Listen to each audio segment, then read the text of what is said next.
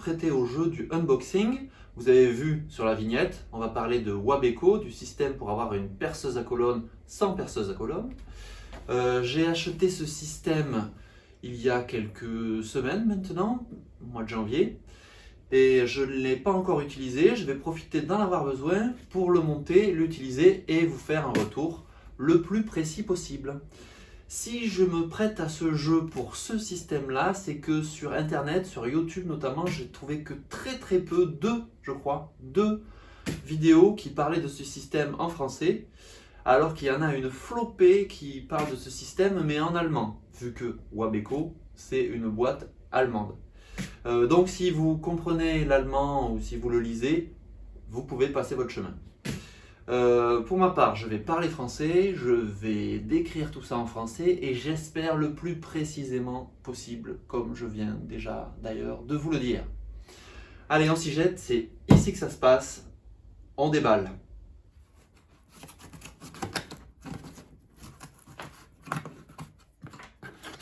Allez.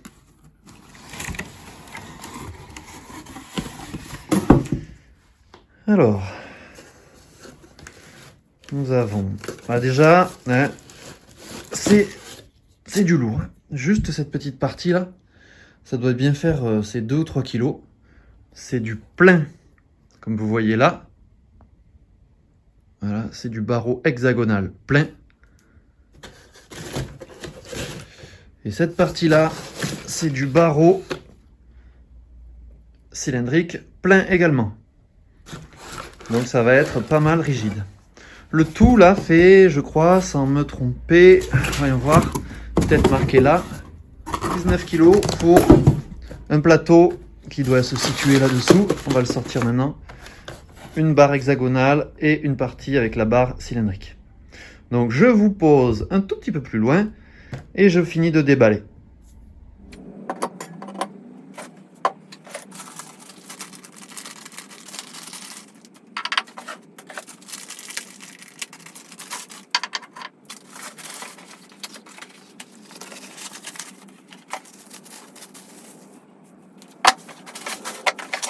Cette partie, c'est celle qui pèse le plus.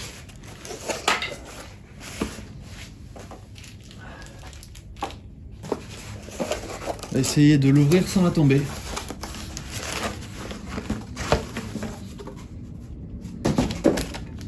Donc là, il y a le papier imbibé d'huile pour que ça ne rouille pas.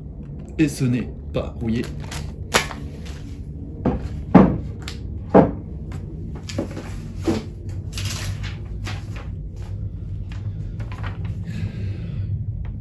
Des points importants à vérifier. Alors j'ai regardé ce que c'est après. Et ce sont ces vis là, je pense, en allemand, en anglais. Il va falloir que je traduise tout ça. Donc après traduction, ce schéma indiquait les vis à ne serrer que à la main, à 6 Nm maximum, pour éviter d'abîmer les filets. Voilà, ce sont des vis de serrage et de desserrage pour pouvoir faire coulisser les différentes pièces de la machine. Donc voilà, tout est déballé. Et j'en profite pour vous dire que mon système, donc je viens de sortir le catalogue Wabeco, mon système, il y en a 4 principaux. Moi, c'est le plus petit. Donc 500 mm ici de hauteur, 350 sur l'axe Y. Voilà, allez, je vais lire un petit peu la notice et vous montrer comment ça se monte. Première étape, on va mettre la colonne, l'axe Z, en place. Donc, cette partie, cet axe, dans l'axe de la table. On se rapproche un peu.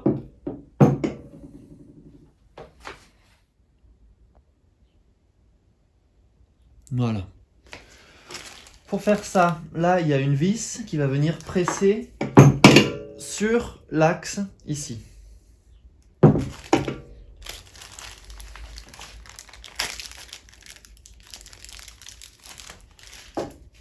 Donc c'est une vis M8 utilisable avec une clé Allen. Donc on commence à le mettre en place.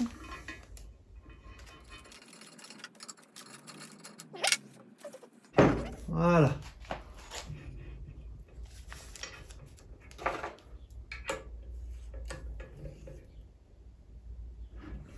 Hop.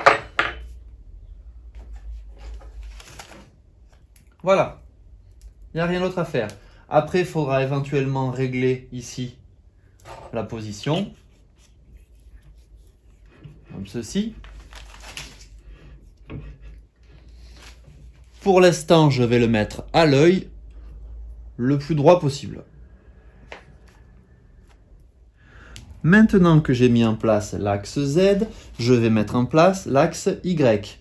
Donc je vais mettre cette pièce hexagonale à l'intérieur de ces colliers hexagonaux. Cette pièce-là, cet arbre hexagonal, va coulisser d'avant en arrière dans cet emplacement. Il suffira de mettre bien en place les dents de l'arbre avec les dents ici du pignon pour que tout fonctionne correctement. Comme cette pièce, je viens de vous le dire, va coulisser ici à l'intérieur, je vais mettre un petit peu avant de lubrifiant au silicone pour faciliter la glisse.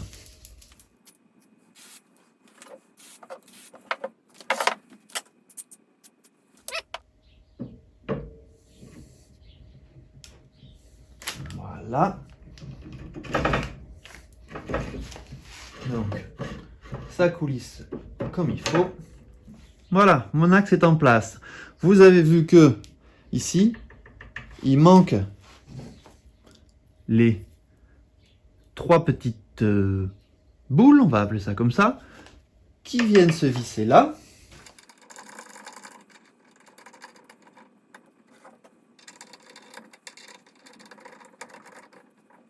Voilà. Et normalement maintenant, je devrais pouvoir facilement... Voilà. Le mouvement est très fluide et très facile.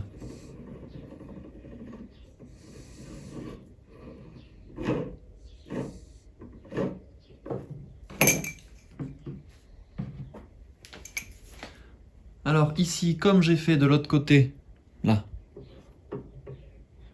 je vais mettre en place les 3 tiges de la manette à 3 branches qui me permettra de monter et descendre sur l'axe Z.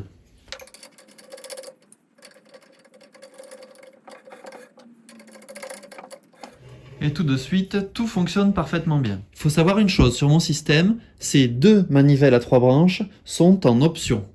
Ce sont des options que j'ai choisies. Ce sont d'ailleurs les 2 seules options que j'ai prises parce que pour les taux, ici, c'est pas une option, on le prend ou on le prend pas, on choisit de l'acheter ou on choisit de ne pas l'acheter. D'accord ? Les 2 seules options, je le répète, que j'ai prises sur mon système de colonne, ce sont ces manettes à 3 branches qui s'avèrent très pratiques tout de suite. Elles sont très facilement manipulables, donc aucun problème. Je regrette, ça fait 2 minutes 30 que je les ai montées et je regrette déjà pas l'investissement. Donc je vous conseillerais, si vous achetez le même produit, de prendre tout de suite l'option de la manivelle à 3 branches. Je vais mettre un petit peu de lubrifiant, comme j'ai fait de ce côté, sur cet axe Z. Et après, on passe au montage de la perceuse dans son emplacement. Pour utiliser ce système de colonne, il faut une perceuse. Moi, j'ai une perceuse filaire, donc une perceuse Bosch Pro GMB 13.2. Il se trouve que cette perceuse n'a pas le système de percussion, de perçage à percussion. Et donc ça tombe pile poil, nickel, pour une perceuse à colonne où je n'aurai jamais besoin de venir percer une brique. D'accord ? Donc je vais dédier cette perceuse filaire pour faire une perceuse à colonne. Donc toutes les perceuses ont ici cette partie cylindrique, c'est standardisé, c'est diamètre 43. Il se trouve que ça correspond bien évidemment à ce diamètre ici qui est aussi du diamètre 43. Donc on va positionner cette partie de la perceuse ici. Voilà. Je la mets jusqu'au bout, je la mets en butée et je viens serrer cette vis ici pour que la perceuse ne remonte pas.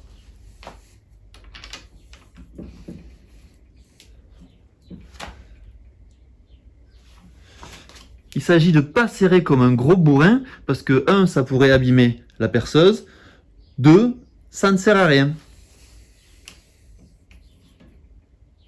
Maintenant, on va voir si tout est bien positionné.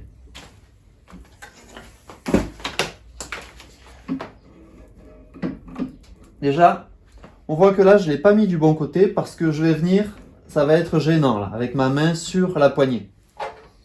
Donc je desserre et je fais ça.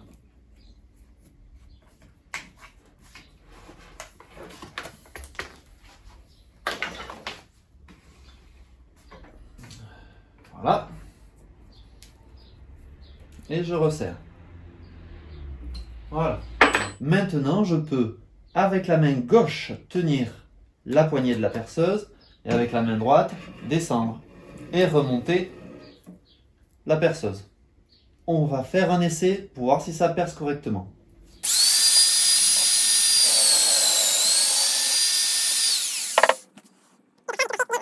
La colonne ici n'a pas bougé.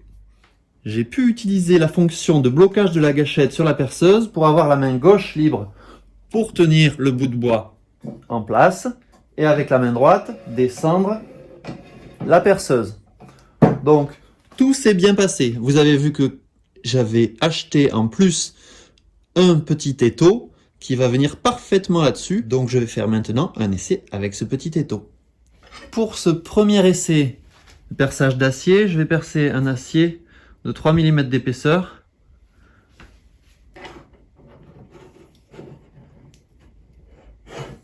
Ce qui est bien, c'est que l'étau est fourni avec ce petit accessoire très pratique pour serrer. Voilà. L'étau, clairement, c'est un avantage qu'il ne soit pas fixé sur la table. Comme ça, je peux positionner la pièce où bon me semble. Et je vais percer avec un foret de 6.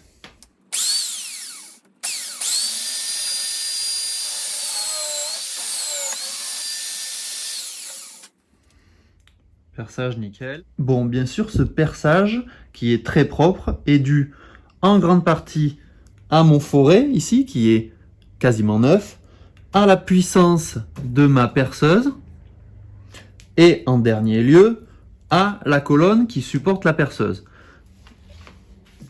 Après les deux premiers perçages que je viens de faire dans le bois et dans l'acier, l'impression générale est très bonne, l'utilisation est très facile et la sensation est de très bonne qualité. L'ensemble est très rigide, ça n'a pas bougé pour mes deux premiers perçages. Ensuite, l'utilisation de l'axe Y ne va pas me servir beaucoup. Moi, je vais me contenter de placer l'axe de ma perceuse sur le centre de la table et je viendrai dans 95% des cas bouger ici ma pièce prise dans l'étau ou alors bouger ma pièce de bois ici pour amener l'endroit du perçage en face du foret.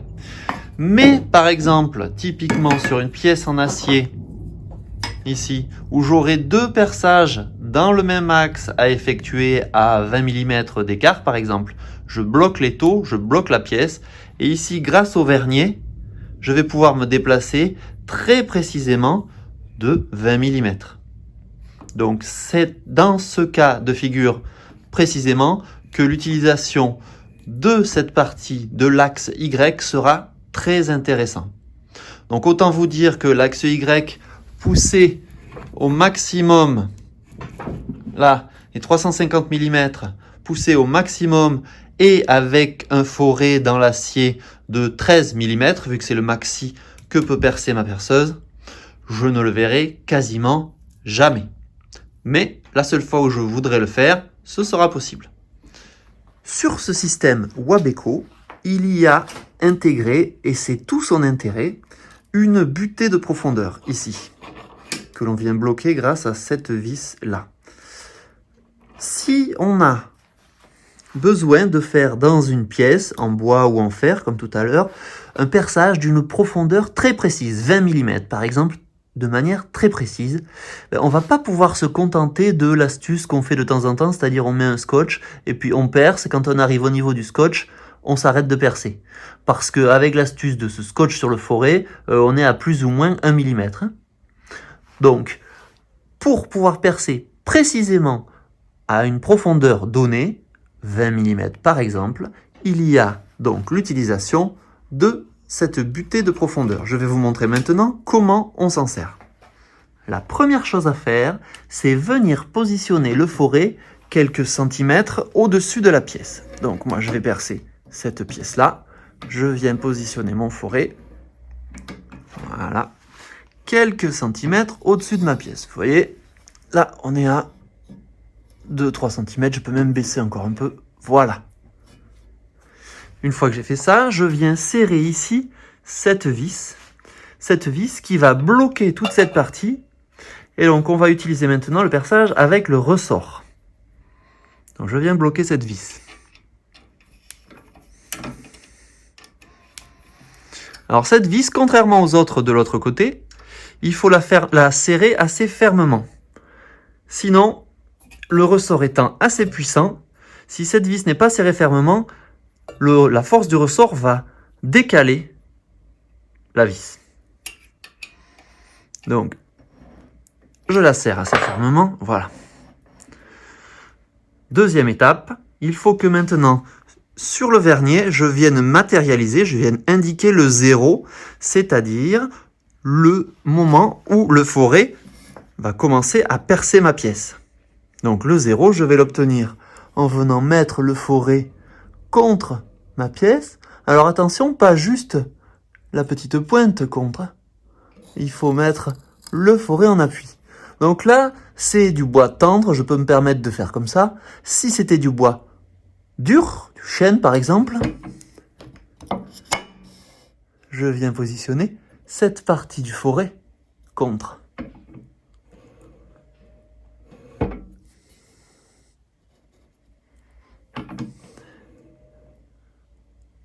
Voilà, là ça touche, c'est le 0. Il va falloir venir mettre sur le vernier, ici, j'espère bien qu'on voit, le 0 qui est là. Donc le 0, est-ce qu'on le voit ce 0? Oui, on voit le 0 aligné ici avec cette petite encoche.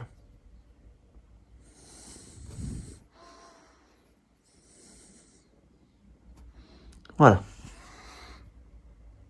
On voit mon 0, la grande encoche qui représente le 0 est alignée avec cette petite encoche sur le bâti. Donc là, j'ai matérialisé et à chaque fois que je reviendrai, même si je pousse ma pièce, à chaque fois que je reviens avec le 0 aligné comme ceci, eh bien mon forêt, là, est au niveau de ma pièce. Dernière étape, on va venir serrer ici la butée de profondeur. Donc je redescends mon forêt, je viens regarder à aligner le 0 une nouvelle fois, comme je viens de vous le montrer. Donc là, j'y suis. Et je vais tourner encore pour faire descendre la perceuse et le forêt de 20 mm ici sur mon vernier. Donc 10 mm, 20 mm. Voilà. Vous avez pu voir que pendant que je tournais ici, cette pièce remontait. Il faut maintenant que je vienne la bloquer grâce à cette vis-là. Donc, celle-là, contrairement à la précédente, ce n'est pas la peine de la serrer comme un mort, un tout petit peu, voilà. Et maintenant, elle va rester à sa position quand je vais remonter. Enfin là, c'est le ressort qui fait remonter. Le ressort qu'on voit là, Hop, si je lâche, hop, ça remonte tout seul. Ce ressort. Maintenant, à chaque fois que je vais descendre, je vais venir ici. Vous le sentez, vous l'entendez. Je suis bloqué à 20 mm. Je vais pouvoir venir faire mon perçage de 20 mm de profondeur.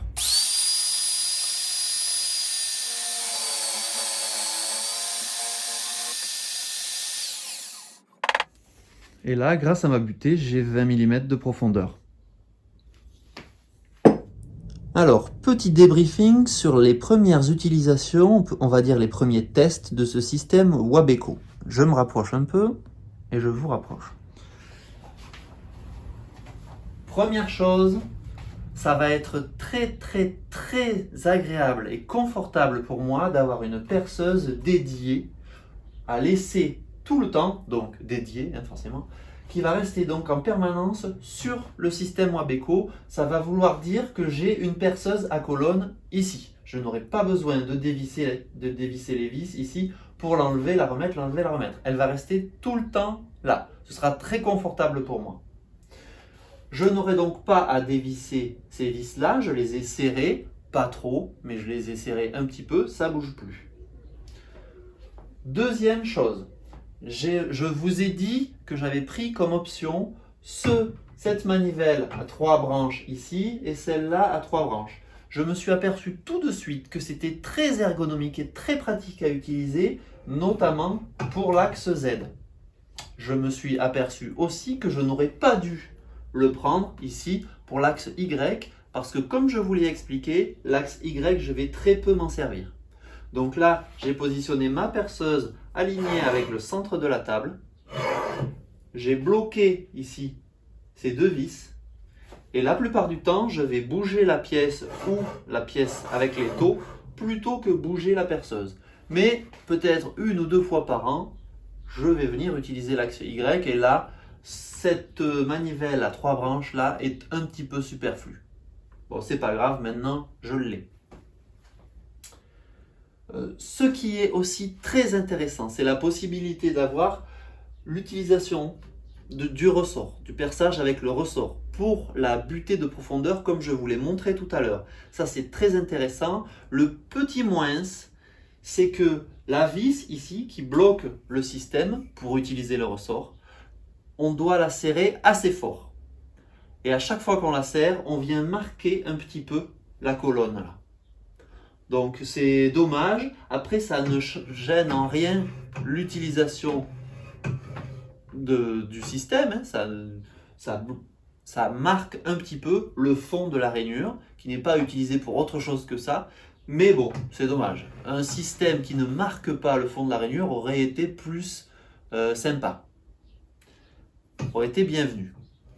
Après, les 2 verniers, celui que j'ai utilisé pour la démonstration de la butée de profondeur et l'autre, vont être très utiles et ils sont précis au millimètre, ce qui est quand même largement suffisant pour moi en tout cas, dans 99% des cas de mes perçages. Qu'est-ce que je peux vous dire aussi? Oui, quand on monte à fond, ici, là, si j'ai une pièce dans mon étau, j'ai calculé que j'avais ici 15 cm depuis le dessus de l'étau jusqu'au forêt. Et là, pour une pièce que je n'aurais pas tenue dans l'étau, là j'ai 19,5 cm avec ce forêt. On peut avoir un forêt plus petit. Et là j'ai 19,5 cm. Ça va aller dans, encore une fois, 99% des pièces que j'aurai à percer. Donc j'ai un débattement largement suffisant et qui n'a pas beaucoup à envier aux perceuses à colonne traditionnelles. Aux perceuses à colonne en tout cas de cette taille. Je ne parle pas des perceuses à colonne industrielles qui sont énormes avec la table qui peut monter descendre. Là non, d'accord. Ensuite, si vous avez besoin de beaucoup de débattement, je vous l'ai montré au début de la vidéo, il y a différents modèles, dont un modèle avec l'axe Z 2 fois plus long. D'accord? Pour les très longues pièces, une dernière chose, pour les très longues pièces, il suffit de dévisser ici la vis M8 qui solidarise l'axe Z avec la semelle. Je le dévisse, je le desserre plus précisément. Je peux tourner ma perceuse. Voilà. Je resserre tout ça. Et maintenant, si je place ma pièce devant, je peux percer potentiellement une pièce de 1,20 m de hauteur. Là, je le tiens, mais en fait, j'en ai pas besoin normalement parce que la semelle, elle pèse quasiment 10 kg, donc elle est beaucoup plus lourde que ma perceuse. Donc, vous voyez, ça tient quand même. Je fixerai tout de même la semelle ici avec les 4 perçages qui sont faits pour ça. Je la fixerai sur ma table. Et je fixerai également le meuble au mur. Comme ça, tout sera fixe et tout sera rigide. Je n'aurai aucun problème de rigidité. Dernière chose, on a en déballant ce système et en l'utilisant une impression de qualité. Et je pense que ça ne se démentira pas. La semelle, c'est de l'acier moulé et rectifié. Les barres des axes sont des barres pleins. Il n'y a pas de tôle emboutie à aucun moment.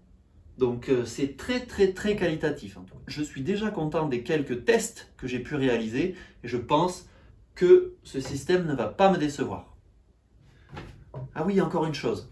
Ce système, sans la perceuse, mais avec l'option des manettes à 3 branches sur l'axe Z et sur l'axe Y, et en plus l'achat de cet étau, ce système-là m'a coûté 270 €. Je l'ai acheté directement sur le site Wabeco, donc il a fallu que je me débrouille avec soit de l'anglais, soit de l'allemand. C'était un petit peu compliqué, mais ça a fonctionné. À savoir que vous ne pouvez pas, en tout cas, j'ai peut-être pas trouvé l'option, mais je n'ai pas pu payer avec ma carte bleue. Il a fallu que je fasse un virement bancaire. Sachez-le, ça surprend au début, surtout quand ça vous est expliqué en allemand. J'ai fini par comprendre. Et tout est bien arrivé. L'expédition a été très rapide. En 4 jours, après qu'ils aient accepté mon paiement, mais 4 jours après, le gros carton que vous avez vu au début était chez moi, en parfait état, très bien livré. Voilà, j'espère que j'aurai répondu à certaines de vos questions. J'espère que je vous aurai donné envie d'acheter ce système, car ils m'ont rien donné à moi pour vous dire ça. Je me répète, mais quand même, j'y tiens, il est très qualitatif. Il me restera à aménager un peu ce meuble, et tout sera parfait pour avoir enfin ma perceuse à colonne. Voilà, à bientôt pour d'autres vidéos. Au revoir.